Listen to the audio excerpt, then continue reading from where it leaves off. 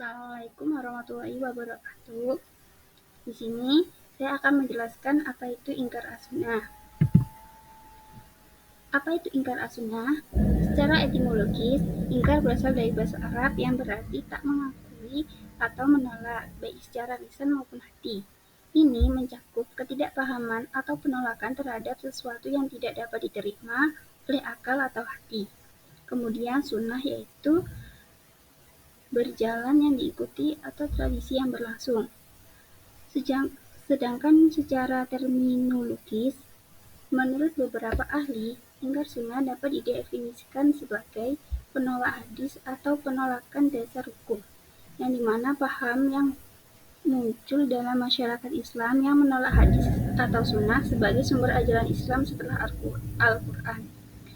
Penolakan dasar hukum yaitu paham minoritas Islam yang menolak dasar hukum dari sunnah sahih, baik dalam praktik maupun dalam kodifikasi oleh ulama tanpa alasan yang dapat diterima. Selanjutnya, apa itu ingkar as-sunnah? Nah, ingkar as-sunnah ini yaitu bentuk penolakannya dapat dibagi menjadi 3. Yang pertama, penolakan total atau penolakan secara keseluruhan, yaitu menolak seluruh hadis dan sunnah. Kemudian ada penolakan selektif atau penolakan tidak menolak seluruhnya, yaitu hanya menerima sunnah yang dianggap sejalan dengan Al-Quran. Nah, ini seringkali mengkritik hadis yang lemah atau dianggap tidak valid.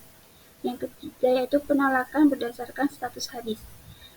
Yang ini itu menerima hadis yang mutawatir dan menolak hadis yang ahad. Berikutnya yaitu klasifikasi pengingkar. Nah, ada 3 yang dikelompokkan oleh Imam Syafi'i. Yang pertama, Khawarij.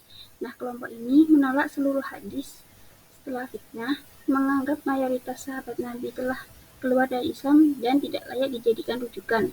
Yang kedua ada Syiah. Nah, Syiah ini hanya menerima hadis dari beberapa individu dalam keluarga Nabi, menganggap banyak sahabat yang murtad setelah wafatnya Nabi. Yang ketiga ada Mu'tazilah, kelompok yang kritis terhadap hadis, hanya menerima sebagian hadis yang masuk logika dan sesuai dengan prinsip mereka. Kemudian, kapan adanya ingkar sunnah ini? Nah, ingkar sunnah ini ada 2 periode. Yang pertama, periode klasik, yaitu munculnya penolakan ini dimulai pada zaman sahabat Nabi yang dicontohkan oleh Imran bin Husain yang membantah klaim bahwa hanya Al-Quran saja yang cukup untuk bimbingan.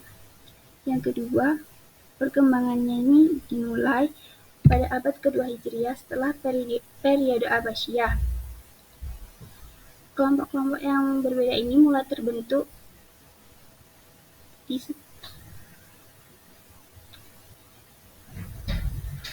dan pada masa ini Imam Syafi'i membaginya menjadi 3 kelompok utama, Khawarij, Syiah, dan Mu'tazilah. Kebanyakan orang-orang yang menyangkal itu muncul karena dimotivasi oleh kurangnya pemahaman tentang peran hadis dalam Islam. Setelah dididik, mereka sering kembali menerima sunnah. Periode yang kedua yaitu periode modern, yaitu tokoh-tokoh terkemuka muncul pada abad ke-19 dan awal abad ke-20. Tokoh-tokoh seperti Ghulam Ahmad Parvez, Taufik Sidki, dan Rasyad Khalifah muncul mengadvokasi penolakan sunnah demi Al-Quran saja. Kemudian pengaruh kolonialisme. Konteks kolonial berkontribusi secara signifikan terhadap ideologi ini karena tekanan eksternal menyebabkan pernyataan terhadap otoritas dan praktik Islam. Kemudian, secara konteks Indonesia, penolakan terhadap sunnah ini juga terdapat daya tarik pada tahun 1970-an dengan kelompok-kelompok seperti Jamaah Al-Islamiyah Al-Huda yang berusaha untuk berpegang teguh pada Al-Quran untuk mendapatkan bimbingan. Kemudian, siapa saja tokohnya? Nah, tokoh klasik ini ada Imran bin Husain, Imam Syafi'i, As-Suyuti, dan Asy-Syaukani. Imran bin Husain yaitu sahabat Nabi yang berperan penting dalam penyebaran hadis. Ia menekankan pentingnya mengikuti sunnah Nabi dalam melaksanakan ibadah. Kemudian ada Imam Syafi'i. Ulama yang mendefinisikan ingkar sunnah dan menekankan bahwa sunnah adalah sumber hukum kedua setelah Al-Quran. Ia menjelaskan 3 kategori mengingkari sunnah, yaitu penolakan total, selektif, dan berdasarkan status hadis. Yang ketiga ada As-Suyuti yang menyatakan bahwa penolakan terhadap hadis yang sahih mengeluarkan seseorang dari Islam yang menjadikan mereka tergolong kafir. Kemudian terakhir ada Asy-Syaukani yang mengemukakan bahwa para ulama sepakat tentang keberlakuan sunnah sebagai sumber hukum, sehingga pengingkaran sunnah dianggap sebagai tindakan yang berbahaya bagi akidah Islam.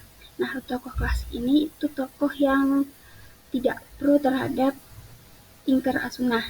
Yang selanjutnya adalah tokoh modern di mana mereka tokoh yang pro terhadap ingkar as-sunnah, yaitu Ghulam Ahmad Parvez, yaitu tokoh asal India yang menolak semua hadis, hanya menganggap Al-Quran sebagai sumber ajaran Islam yang sah. Kemudian ada Taufik Siki, yaitu tokoh yang menganjurkan bahwa hanya Al-Quran yang relevan dan menolak semua hadis serta berargumen bahwa hadis ditulis setelah masa Nabi sehingga tidak dapat dipercaya. Kemudian ada Rasyad Khalifah. Nah, secara eksplisit tokoh ini tuh menolak semua hadis dan hanya mengakui Al-Quran sebagai satu-satunya sumber ajaran Islam. Yang keempat ada Kasim Ahmad. Nah, beliau ini adalah tokoh Malaysia yang berargumen bahwa banyak hadis bertentangan dengan logika sehingga harus ditolak. Nah, di Indonesia ada juga tokoh seperti Abdul Rahman, Lukman Sa'ad, Dalimi Lubis. Nah, tokoh-tokoh ini muncul pada tahun 1970-an yang memicu perdebatan di kalangan ulama dan masyarakat. Selanjutnya, di mana muncul lokasinya ingkar as-sunnah ini? Nah, ingkar as-sunnah ini awal munculnya di wilayah Irak dan Basrah. Kemudian tokoh-tokohnya banyak yang berasal dari Mesir. Dan di Indonesia sendiri, ini munculnya tahun 1970-an. Terus mengapa alasan dibalik munculnya ingkar as-sunnah ini? Karena ketidaktahuan, yaitu kurangnya pemahaman tentang peran sunnah dalam hukum Islam. Selanjutnya, karena adanya pengaruh kolonialisme, yaitu pemikiran yang meragukan pilar-pilar Islam yang muncul akibat tekanan dari ideologi Barat. Yang ketiga adalah kecukupan Al-Quran. Beberapa kelompok menganggap bahwa Al-Quran sudah cukup untuk semua aspek kehidupan tanpa memerlukan sunnah. Yang keempat, karena adanya skeptisisme terhadap hadis, yaitu beberapa orang meragukan keaslian hadis dan menganggap bahwa di antaranya rentan terhadap distorsi. Selanjutnya, yaitu bagaimana metode penolakan ini. Yang pertama, menggunakan dalil nakli, yaitu menggunakan ayat Al-Quran untuk mendukung argumen bahwa sunnah tidak diperlukan. Selanjutnya, karena adanya penyebaran paham ingkar as-sunnah ini, yaitu melalui tulisan, ceramah, dan pembentukan kelompok-kelompok yang menolak hadis. Selanjutnya, yaitu terdapat kritik terhadap hadis ahad, yaitu menekankan bahwa hadis ahad tidak cukup kuat untuk dijadikan sebagai hujjah. Hanya hadis yang mutawatir saja yang diterima. Kemudian karena adanya reaksi masyarakat yang menimbulkan keresahan di kalangan umat Islam, serta memicu respon dari ulama dan organisasi Islam untuk menanggapi paham ingkar as-sunnah ini. Sekian dan terima kasih. Wassalamualaikum warahmatullahi wabarakatuh.